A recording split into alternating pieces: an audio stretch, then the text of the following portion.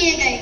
जिन दृश्यों के माध्यम से आपको कुछ जानकारी देने की कोशिश करी गई है, वह जानकारी मैं आपको बताना चाहूंगा।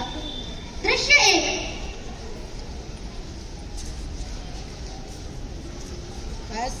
दृश्य 1 में आपने देखा कि कैसे कुछ बच्चों ने प्लास्टिक की बोतलें कूड़ेदान में ना डालकर बाहर ही डाल दी। इससे दो गलतियां हुई।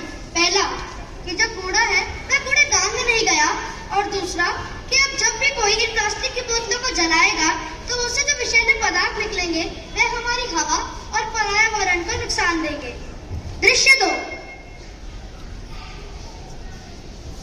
दृश्य 2 में आपने देखा कि कैसे एक लड़का गाय को रोटी खिलाने के लिए ढूंढ रहा है, लेकिन जब गाय को उसने रोटी खिलाई तो उससे गलती क्या हुई कि उसने पॉलीथीन की थैली नहीं हटाई, जिससे कि कोई भी गाय या अन्य पशु जब उस खाने को खाएगा तो वह पन्नी उसके गले में अटक सकती है और उसकी मृत्यु हो सकती है।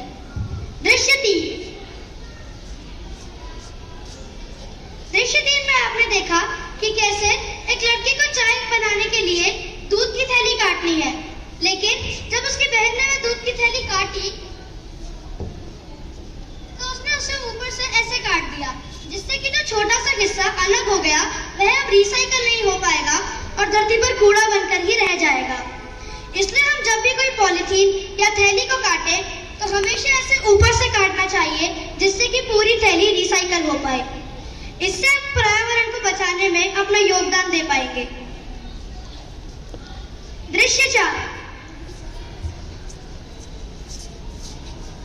दृश्य 4 में आपने देखा कि कैसे ये दो लोग सब्जी वाले से सब्जी खरीदने आते हैं, लेकिन क्या आपने गौर किया ये सब्जी वाला सब्जियों को पॉलीथीन की थैली में दे रहा है, और पॉलीथीन कई वर्षों के बाद भी खाद नहीं बनता और धरती पर कूड़ा बनकर ही रह जाता है।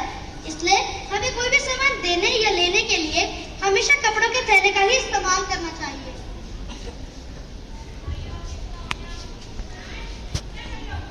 पॉलीथीन का इस्तेमाल ना कर हमें ऐसे कपड़े के थैले का इस्तेमाल करना चाहिए कोई भी चीज लेने या देने के लिए। आओ हम सब मिलकर एक प्रण लेते हैं। हम प्लास्टिक का इस्तेमाल कम से कम करेंगे और अपने पर्यावरण को बचाने में एक योगदान देंगे। हम सबका एक ही नारा है, प्लास्टिक हटाओ पर्यावरण बचाओ। धन्यवाद।